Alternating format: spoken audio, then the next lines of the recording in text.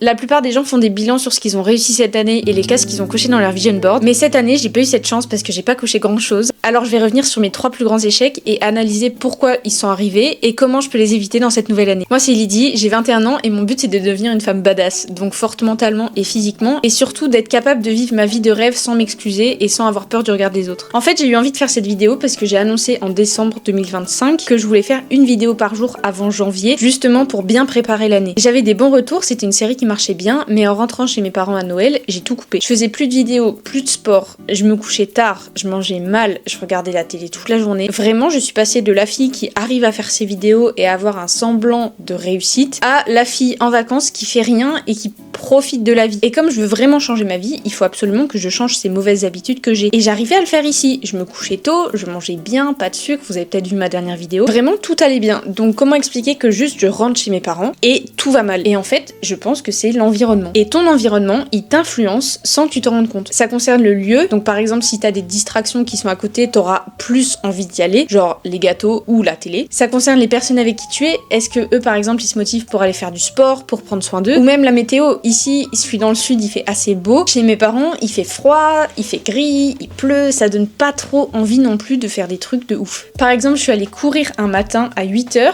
il faisait -5. Donc forcément, c'est plus dur de se motiver quand il fait froid. Donc maintenant, je suis bien rentrée dans mon appart et je vais être encore plus vigilante à tout mon environnement. C'est-à-dire pas mettre de distraction. Bon, j'ai pas de console de jeu, mais si j'en avais, je les rangerais. Pareil pour la nourriture, j'ai pas envie de manger des gâteaux industriels, donc j'en achète pas. Si j'avais des jeux sur mon tel ou mon ordi, je les aurais enlevés. C'est mettre mon vision board et mes objectifs devant moi. Comme ça, dès que je travaille, je les vois. C'est plein de petites choses comme ça qui font que tu passes d'un environnement où t'es quelqu'un que t'aimes pas trop être à un environnement où t'es ta meilleure version. Parce que ton environnement, il soutient qui tu es et qui tu veux être. C'est comme, je sais pas, si tu mets un lion dans l'Antarctique, bah il va pas rugir très fort parce qu'il est fait pour être dans la savane. Et bah c'est un peu pareil. Si tu te mets dans un environnement qui est pas le bon pour toi, tu pourras pas être ta version de rêve. Donc ça peut être déménager, mais si vous pouvez pas, ça peut être juste changer la déco, changer ce que vous regardez sur les réseaux, regarder des vidéos qui vous font être une personne que vous aimez pas et commencer à regarder des vidéos qui vous inspirent ou qui vous apprennent des choses. Ou ça peut juste être mettre son réveil tôt le week-end. Comme ça, si notre réveil il est programmé, on va pas se coucher tard le vendredi et on va pas se retrouver le samedi matin à scroller sur TikTok dans son lit jusqu'à 11h. Donc je savais déjà que l'environnement ça te façonnait,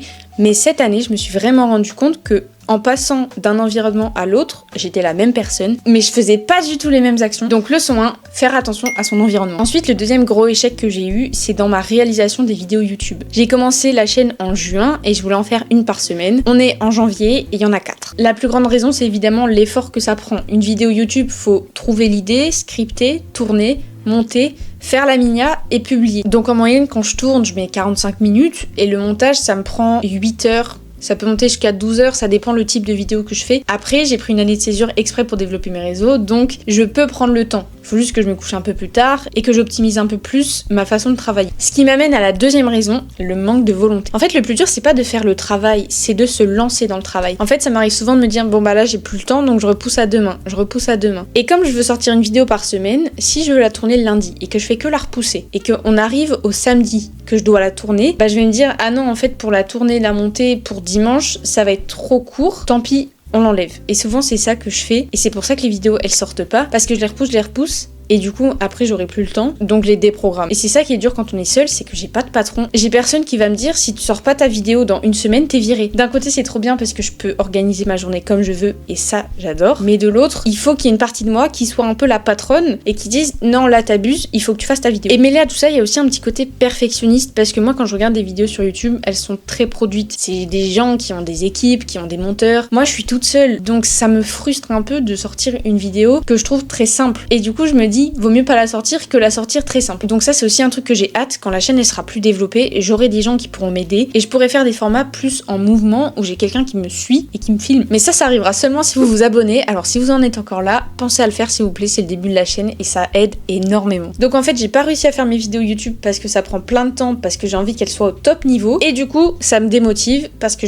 j'arrive pas à faire ce que je veux faire. Donc pour cette année, il faut que je prenne le problème à l'envers et que je reste concentrée sur le fait que si je veux faire faire grandir la chaîne, et ben ça passe par poster une vidéo aujourd'hui. Et même si je la trouve pas parfaite, cette vidéo, elle m'aidera quand même à gravir les marches pour faire grandir la chaîne. Et il faut que j'arrête d'écouter les excuses qui disent « Ah non, on repoussera demain ». Faut que je me force un peu à tourner quand c'est prévu. Et un dernier truc qui peut m'aider, c'est de garder ma vision à long terme. Moi, je fais des vidéos pour améliorer ma vie et vous montrer comment je fais et vous inspirer. Et ça me booste de voir des gens qui me disent « Waouh, tu m'as trop motivé, tu m'as trop inspiré ». Vraiment, j'adore voir ça et j'adore voir que je suis utile. Donc souvent, quand je procrastine une vidéo, c'est parce que je pense que à moi. Je me dis « Ah, ça va être long pour moi, ça va être dur ». Et en fait, j'oublie que derrière, il y a des vrais gens avec un vrai impact. La dernière fois, j'ai reçu un message sur une vidéo où je parlais de comment j'ai arrêté le sucre et la personne, elle m'a fait un pavé où elle m'a dit ce réel, il a changé ma vie. Et j'étais là, waouh, genre à mon échelle, j'ai changé la vie de quelqu'un et je lui ai permis d'arrêter d'être addict au sucre, c'est trop bien. Et du coup, faut que j'arrive à garder ce drive et dès que j'ai la flemme, dès que je suis pas motivée, faut que je me dise non, allez, je peux aider tellement de gens, go. Le troisième gros échec, c'est de pas avoir réalisé mon vision board. Et ça vient du fait que je vois sur Insta les gens montrer leur vision board versus les objectifs qu'ils ont atteints. Et moi, je peux pas faire ça. Et j'ai compris pourquoi, et c'est une erreur que vous faites peut-être aussi si vous faites votre vision board. En fait, sur mon vision board, j'avais mis la vision de moi dans 5 ans. Donc forcément, je pouvais pas atteindre les objectifs là dans l'année. Du coup, cette année, pour pas refaire la même erreur, j'ai regardé comment on fait un vision board. Et j'ai trouvé une astuce qui est assez intéressante. En fait, ça dit qu'au milieu de ton vision board, tu dois mettre une photo de toi en mode ta meilleure version. Ou une photo qui vraiment, tu te dis, waouh, je peux y arriver, ce moment c'était trop bien, j'étais trop forte à ce moment. Ensuite, à gauche de ton vision board, tu dois mettre les actions que tu fais tous les jours. Et ça, c'est un truc que j'avais pas mis. En fait, tu dois mettre ce que toi, dans cette année, tu vas être amené à voir souvent. Donc, par exemple, moi, j'ai mis un logiciel de montage, j'ai mis une photo de moi qui court, j'ai mis une photo de livre. Comme ça, la partie gauche, tu la regardes et tu vois un peu ta vie actuelle. Ensuite, la partie à droite, ça c'est pour tes objectifs à court terme, donc dans l'année, dans les 2 ans. Donc des choses qui sont atteignables. Et ça, j'avais pas mis du tout. Donc là, par exemple, j'ai mis une médaille de course de 10 km, parce que j'aimerais bien réussir à courir 10 km. Et j'ai mis faire une rando dans la montagne en été. Donc ça, normalement, c'est des choses que je pourrais cocher